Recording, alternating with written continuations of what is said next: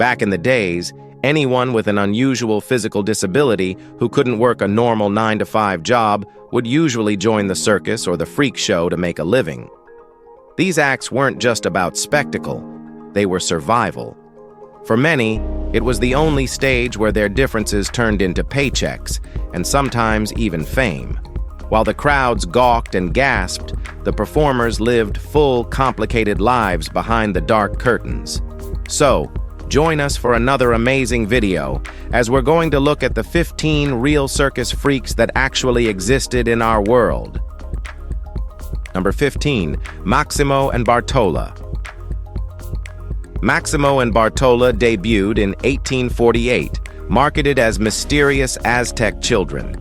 Their promoters invented much of their story to boost ticket sales and prolong their shelf life. Both were born in Decorah, El Salvador, with microcephaly, a condition affecting skull growth. Sold to American showman Morris, they were quickly transformed into an act.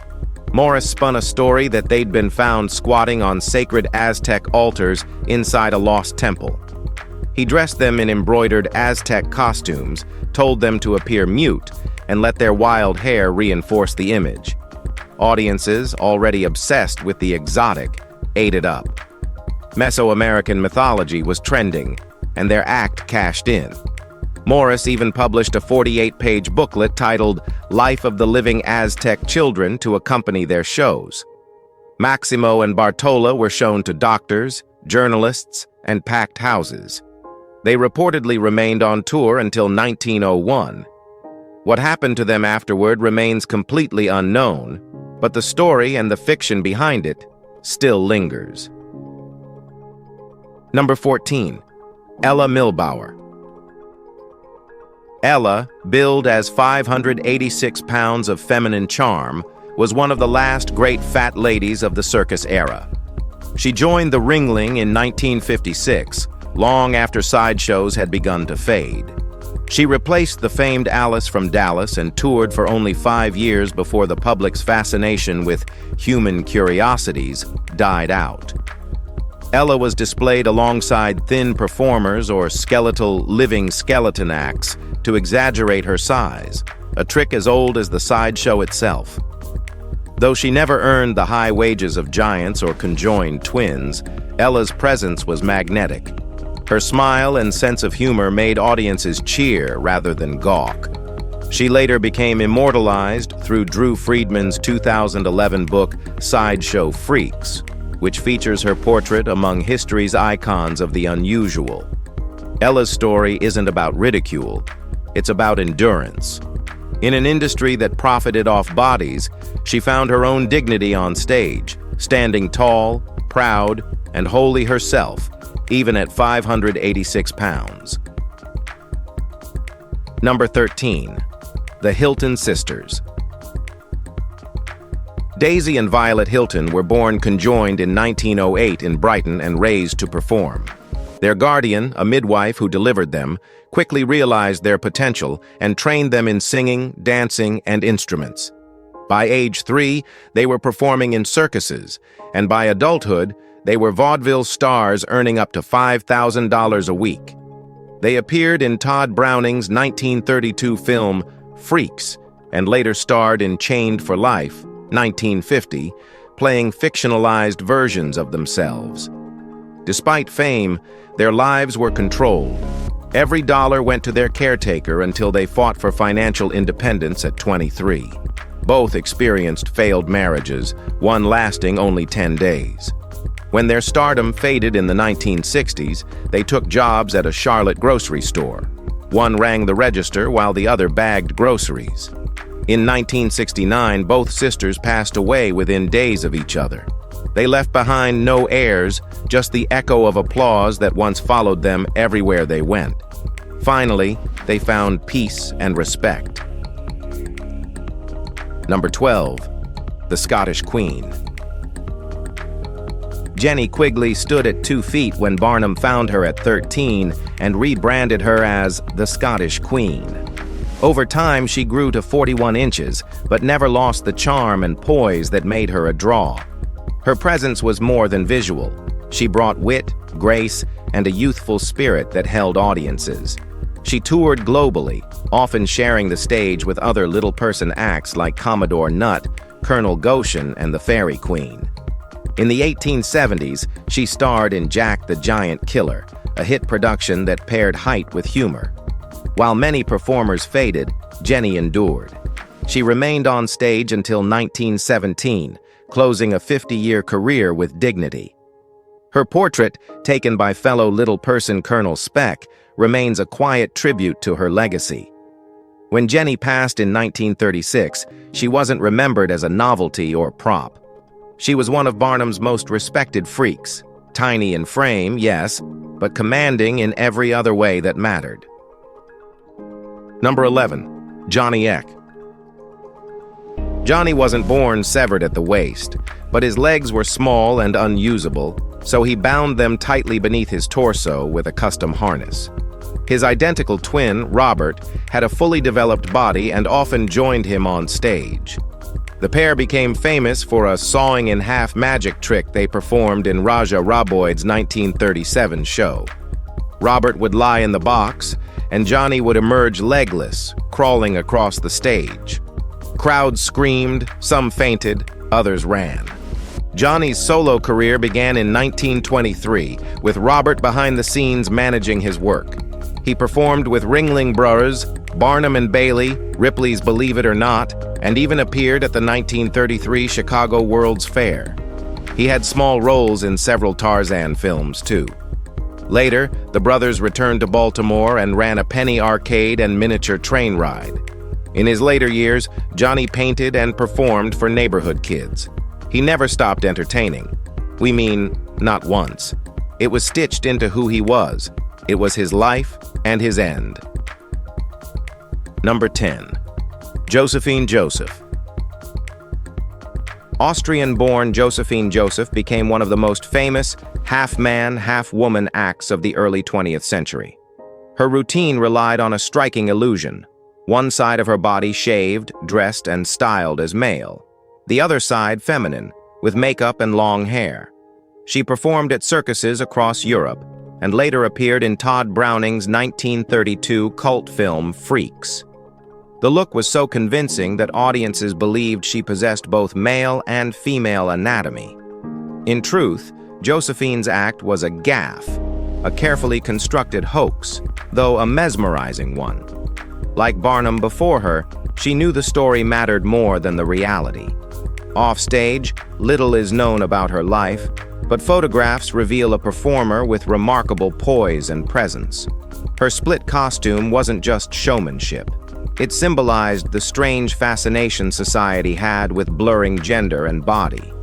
Whether authentic or fake illusion, Josephine Joseph embodied one thing perfectly: the art of making mystery look effortless. Number 9. Princess Raja. Princess Raja, sometimes spelled Raja, was born Rose Farran, and she carved out a path few could follow, from Coney Island belly dancer to vaudeville headliner. She began in the 1890s, right when America was hooked on Oriental dance crazes. Her act straddled the line between sideshow spectacle and main stage performance. In 1904, she danced at the St. Louis World's Fair, captured on film by Edison's crew in footage still viewable today. Her routines were bold and original: the Cleopatra dance, snake dance, and her wildest, the Arabian chair dance, where she'd hold a chair in her teeth while moving to music. In 1909, Willie Hammerstein caught her act at Huber's Museum and booked her into the Victoria Theater, New York's biggest vaudeville house. From there, she hit the Orpheum and Keith circuits, earning up to $1,000 a week. She briefly married producer Clifford Fisher, divorcing by 1921. Even into her later years, Raja kept performing, her mystique, grace, and presence never fading. Number 8. The Warren Sisters. After the famous General Tom Thumb's success, Barnum scouted for more proportionate dwarfs, small-bodied performers with adult-like features. Enter Lavinia and Minnie Warren, born 7 years apart, both with pituitary conditions that stunted their growth. Their siblings were average-sized. Lavinia was an actress who eventually starred in the silent film The Lilliputians' Courtship. In 1863, she married Tom Thumb in a media frenzy orchestrated by Barnum, who turned the wedding into a national spectacle. Minnie married Commodore Nutt, another star dwarf performer, but died during childbirth. Abraham Lincoln met the sisters in person. He was reportedly charmed.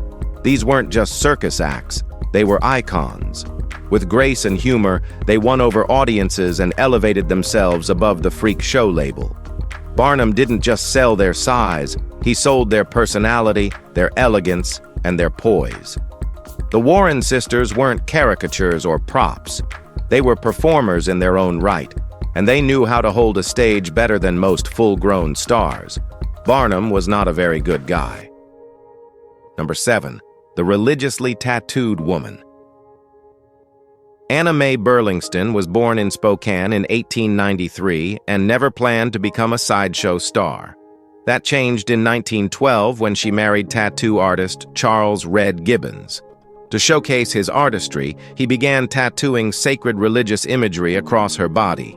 Angels, saints, and full biblical scenes inspired by Michelangelo and Raphael. He covered over 80% of her skin.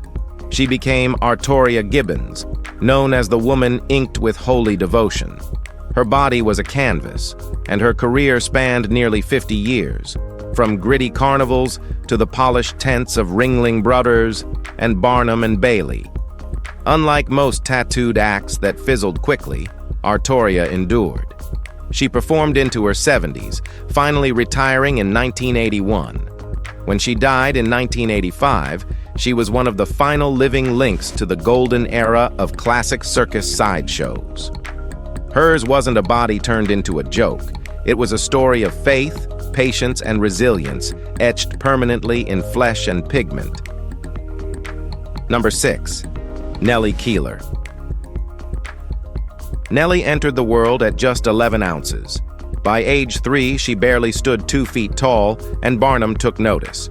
He billed her as the Indiana Midget and Little Queen Mab, pairing her with the massive Middlebush Giant for comic contrast. But Nellie was more than a visual joke. She had stage presence, timing, and charm. She played to crowds with confidence. At 12, something changed. She began to grow. By 16, she'd reached 5 feet and could no longer perform. Her health declined quickly. She died of tuberculosis at just 28. Her family, fearing grave robbers, buried her in a burglar-proof vault. Her name faded from playbills but lingered in memory. Nellie's story wasn't about laughs or gasps. It was about transformation.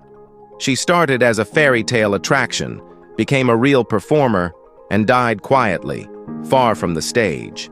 But to those who remembered her, Little Queen Mab was never a punchline. She was the show itself. Number 5. The Great Raymond.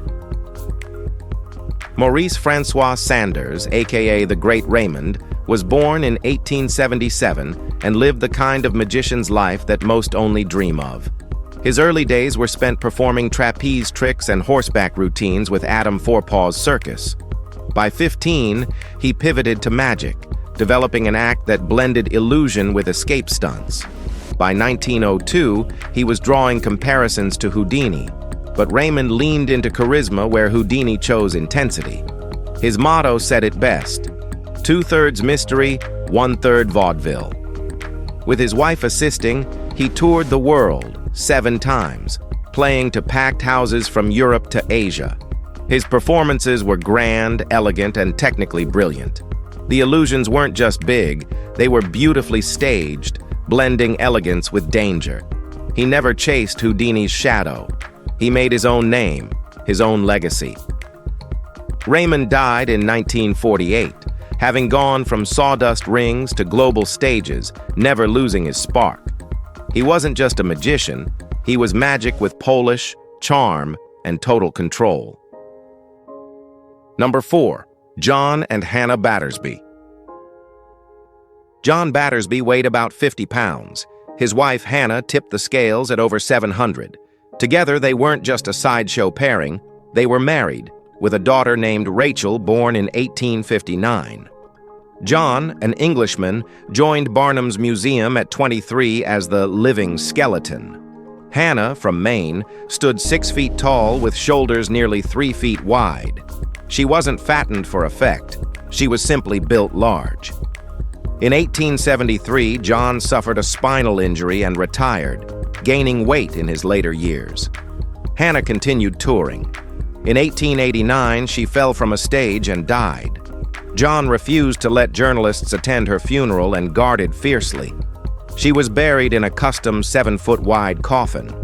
Rumors said she once carried John from a burning building. Others said she held him like a baby when he was sick.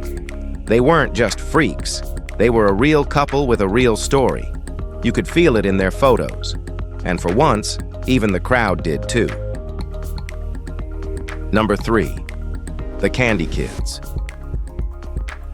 Jean Brigant was born in Austria in 1869 and first hit the stage as Prince Colibri, touring Europe in comedy acts. His talent carried him across the Atlantic, but his life really changed when he met Inez Lewis, a little person from Iowa with a voice, presence, and timing that could stop a crowd. They married around 1905 and turned their chemistry into a vaudeville duo known as the Candy Kids. They became the faces of John G. Woodward Candy Company, posing for posters, touring America, and promoting sweets as the brand's tiny ambassadors. Offstage, they built a custom home in Council Bluffs, Iowa, scaled to their size, a loving monument to their partnership. Jean passed in 1944. Inez lived on until 1965. While many circus acts lived fast and vanished, the Brigants built something lasting. They weren't defined by their stature, but by the life they built together. Their story wasn't just sweet, it was built to endure. Number 2. The Ice King.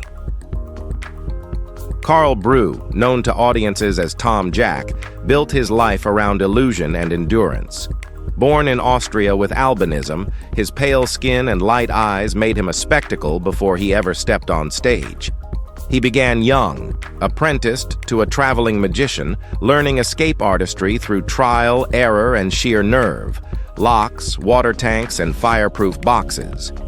Houdini was his idol, and Carl chased the same thrill, branding himself the Ice King. He became Europe's only albino escape artist, performing underwater stunts, snow entombments, and chained escapes through frozen rivers. His appearance made him unforgettable. White hair, white lashes, and an eerie, almost spectral calm under the spotlight. He turned what others saw as fragility into identity. People came for danger, but stayed for control. The stillness of a man defying death without flinching. Carl Brew never got rich like other performers, but he earned reverence in a cruel trade. Number 1. The World's Smallest Mother. Dauletta Boykin, born Dolly Dodd, stood just over 3 feet tall, but there was nothing small about her presence. From Quincy, Illinois, she took the stage name Dauletta, blending charm with grit. She married fellow little person Major Boykin, proudly adopting his name and building a performing act centered around motherhood. Her 2 children, both average-sized and delivered by cesarean, often appeared in staged photos that stunned audiences. Her title, The World's Smallest Mother, wasn't a gimmick. It was a reality she wore with pride. After Major's death, she married Cherokee Buck, a 6-foot trick roper who'd famously left the bearded lady Baroness de Barksey for her. The headlines practically wrote themselves. The contrast caught eyes, but it was Dauletta's sharp wit and confidence that made her unforgettable. She performed in circuses and sideshows well into her later years. When she died in Joplin, Missouri at age 67, she left behind more than headlines. She left a legacy of power, humor, and pride. We hope you've enjoyed this video. If you did, be sure to like, share, and subscribe for more amazing content like this. Thanks for tuning in with us, and we'll catch you in the next one.